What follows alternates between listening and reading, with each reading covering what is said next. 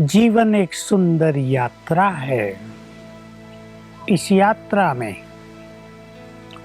आनंद लेने के लिए हमें अपने को मानसिक रूप से तैयार करना होगा कि जीवन की इस यात्रा में सुख दुख, मान अपमान, हार जीत, निंदा स्तुति, जय पराजय सब होते हैं।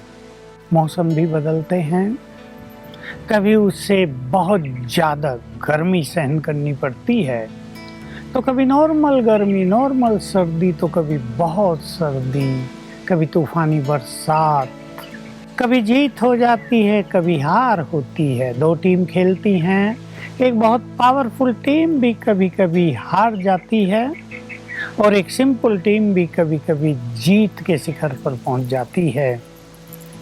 जीवन में कभी सुख होते हैं, कभी दुख होते हैं, कभी लाभ, कभी हानि। धंधे करने वाले सभी जानते हैं, बिजनेसमैन, कभी ज़्यादा लाभ हो जाएगा, कभी कम होगा, तो कभी थोड़ी बहुत हानि भी हो जाएगी।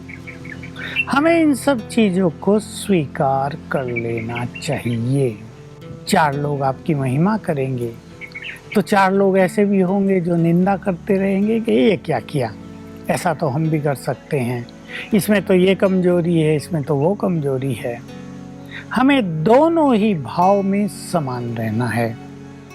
देखिए क्या होता है, मैं एक उदाहरण दूं। महात्मा गांधी थे हमारे पास। महात्मा गांधी बहुत अच्छा कार्य करके गए, एक बड़ा जनसमूह उनके साथ हो गया।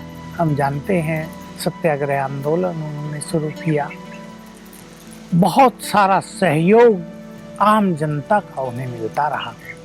लेकिन कुछ ऐसे लोग भी थे जो उनकी ग्लानि भी कर रहे थे कि ये नंगा भूखा आदमी बिना हथियारों के कराएगा देश को स्वतंत्र, हम भी देखेंगे क्या होगा। और उसकी ग्लानि करते थे भिन्न भिन्न तरह से।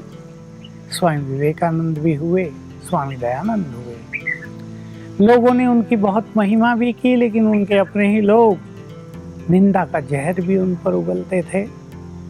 तो ये सब चीजें मनुष्य के जीवन में आती हैं।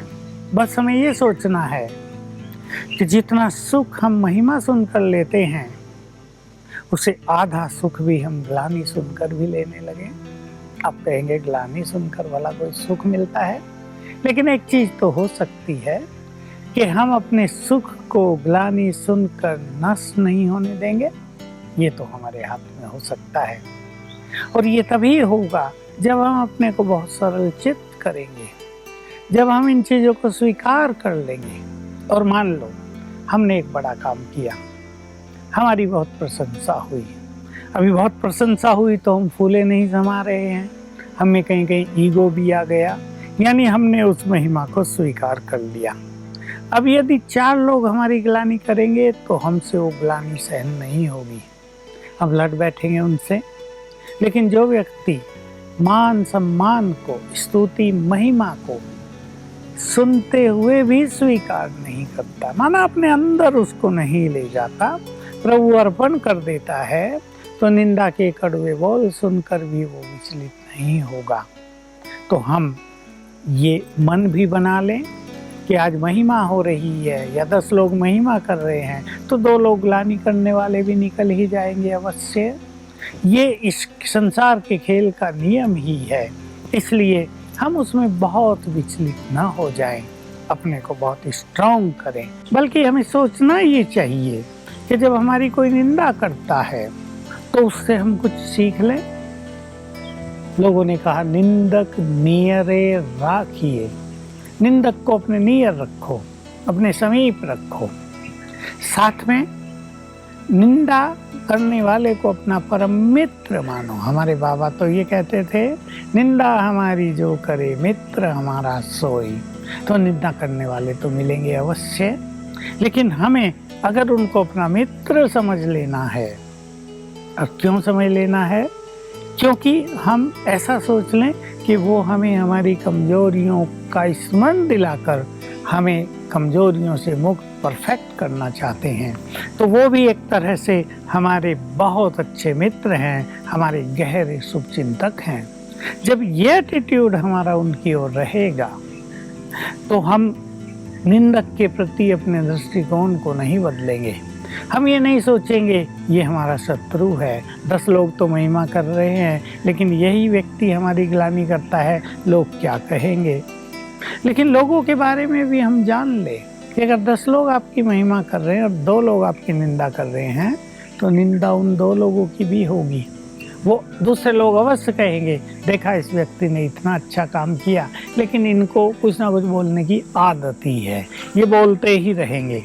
इसलिए बोलने वालों का काम है बोलते रहना और हमारा काम है अपनी मनोस्थिति को श्रेष्ठ रखना, एक रस बनाए रखना।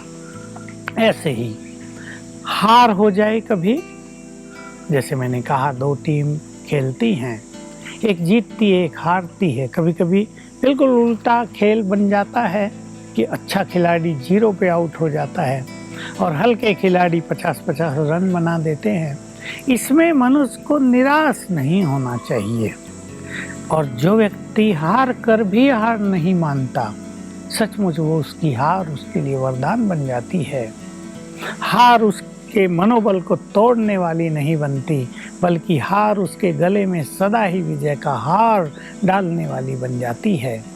तो हम जीत में जितना सुख लेते हैं, हार में भी उतना ही सुख लेने लगें। जीत का जितना आनंद मनाते हैं, हार कर भी हम खुशियाँ ही मनाएं कि हमने कुछ अनुभव तो पाया।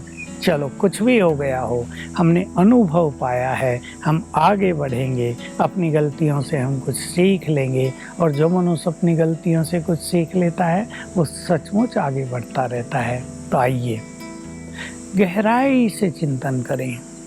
मुझे मान अपमान हार जीत में समान रहना है। हार कर भी मुझे हार नहीं माननी है। निंदा सुनकर भी निंदक के लिए मुझे गलत एटीट्यूड नहीं बना लेना है। वे भी मेरे परम मित्र हैं, मैं भी आत्मा हूँ, वे सब भी आत्माएं हैं। हम सभी आत्माएं अपना अपना पार्ट बजा रही हैं। निंदा सुनकर मुझे अपने श्रेष्ठ कार्यों को छोड़ नहीं देना है।